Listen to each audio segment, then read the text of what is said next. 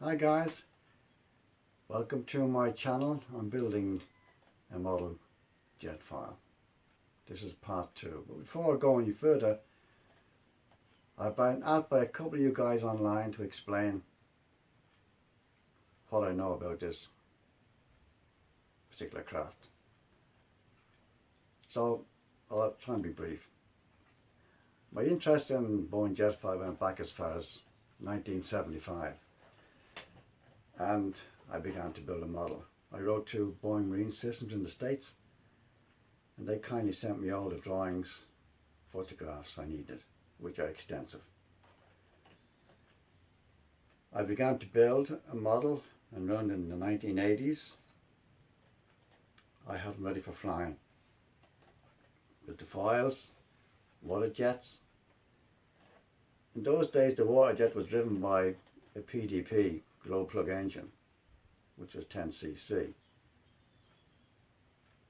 Today, they're brushless motors.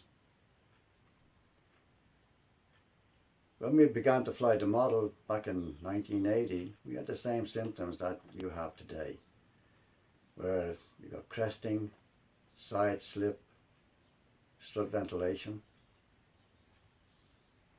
and of course all that does is allow you to let the craft or your model fly across the water, skimming the water. Consequently, you've got no high control system. So over the years, having some experience in electronics, I tried to build my own with no success. Till a few years ago, I had a breakthrough. And consequently, I now have a high control system like this. It's an ultrasonic high control system, so it's the same as the full-size craft. It's controlled by ultrasonics. You plug in your gyros, because you're going to need them, because they're no good on their own, and you also plug in your servos. You set the craft up to fly, not to skim across the water. But you've got to fly the model. It's not a case of putting it into the water, open the throttle and off she goes left or right. It doesn't work that way. When Jetfoil goes into a turn, you get side slip. And that has to be corrected at the bow of the craft and also at the stern. Eventually, if you stay in a full-size right or left-hand turn, the craft will eventually sink into the water. You get side slip and you settle back onto the water again. Consequently, the symptoms you have today are the symptoms I had all those years ago without the high control system. And you're going to keep on having those problems with your model Jetfoil because you haven't got a high control system. Skimming across the top of the water is not Jetfoil. It's hoping to be Jetfoil. I know one of you guys out there has got an appendage at the back of the bow strut. I know it does. Unfortunately, it doesn't control height because again, your foils are on the top of the water, not down in the water. The program on the high control system that I have, you can vary your height. You can set it up to suit your size of model. You can set it up so that your bow goes down into the water and flies in the water. Now all you've got to do is fly the craft, but you've got to fly the craft. Not just a case of putting it into the water, open the stick and away you go. No, it doesn't work like that. Jetfoil has to be flown. Not hoping for the best.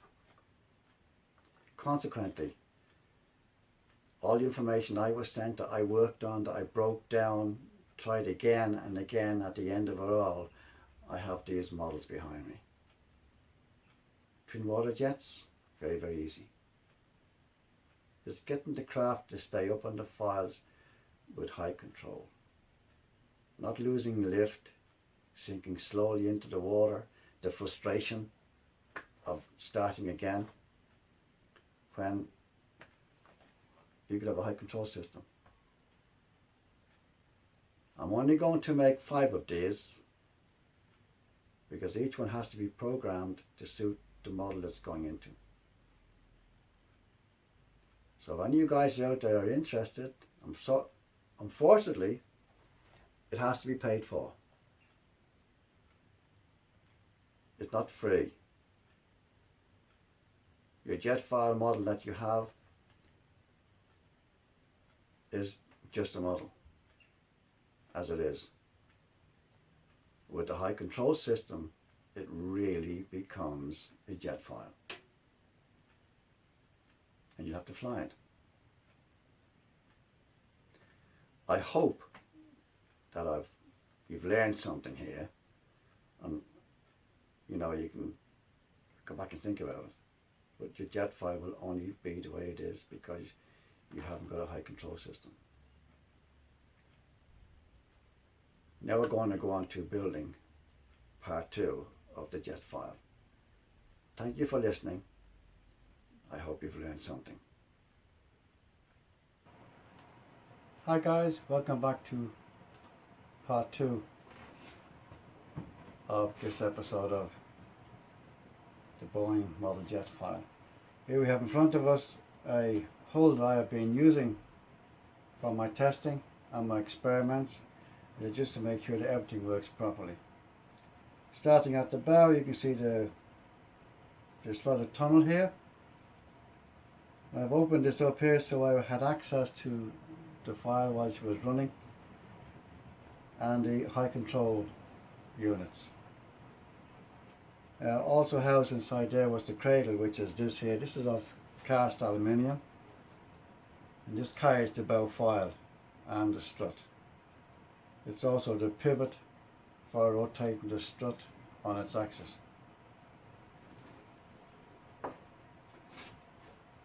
All the location points took place inside here, with the cabling running through an access here which was watertight into the receiver and the high control unit, which was located in this area. It's very important to know at this stage where the gyros should go. I know that the obvious place to put a gyro is where I think it's going to work best. For Jetfoil, that's not the case. It has to go in specific areas for maximum effective control. These are the locating holes here for attaching the cradle on the inside, which was located inside like so, and they were then closed off and watertight. You have an area here for the bow thruster, which was about 2 inches, I beg your pardon, about 25 millimeters, 2.5 centimeters in diameter. For a smaller Jetfoil, obviously the diameter is going to be smaller for your bow thruster. Moving back to here, this is where I carried all the electrics, electromechanics, battery pack, and the control systems. The centre of gravity of Jetfoil is around about here roughly. This has to be moved back to this side of it so that most of the weight of the Jetfoil is on the back half of the model. So 75% of the weight is on the stern files and only 25% is on the bow files. We have here part of the waterjets I'm using. I'm using 2 of them. They are very, very powerful, and they do the job very, very effectively. I'm using these while I perfect my own waterjet as per the full size, so I'm working on that all the time continuously. The waterjets are located on the slots inside like so. There's one on each side, and they are located in such a fashion that the water comes up to the intake center strut which is located inside here and directly onto the water jet, they have to be divided, but they work very, very well indeed. In fact, when I was testing them at the very, very beginning, I was quite surprised as how well they did work. We have here a see-through top, so you have access to what's going inside, and the reason I have done this is because I'm going to be using retract files, so that before I start flying, I can look inside the slot of the tunnel just to make sure everything is working okay inside. The retracts will be working. On this particular hull they will be fixed, but on the next hull they will be rotating, because I want to have HMS SPeedy as a fixed strut, and I want the commercial version as rotating files out of the water. At the back here you have two raised structures on each side, here and here, and they carry the concentric shafting for the water jet, deflectors and the reversing buckets.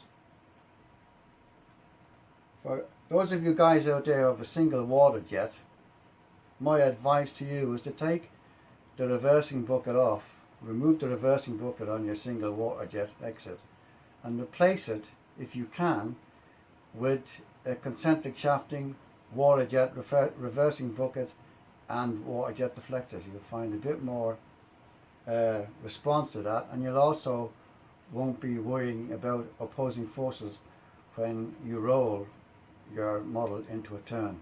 So you haven't got two controls opposing each other as the craft flies, which I have seen on your models.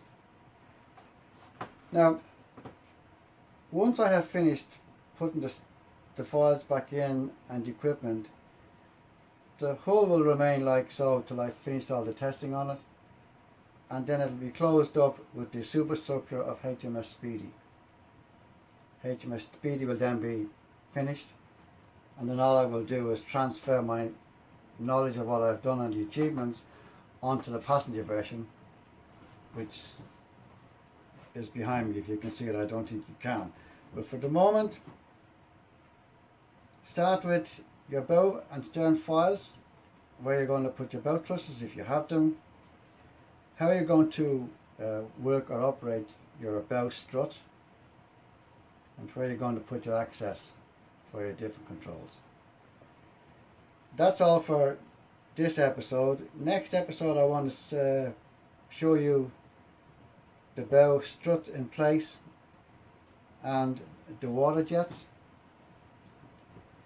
and also one or two other pieces of equipment gone into the model, and prior to me testing it again, ready for putting the files on and finishing off completely.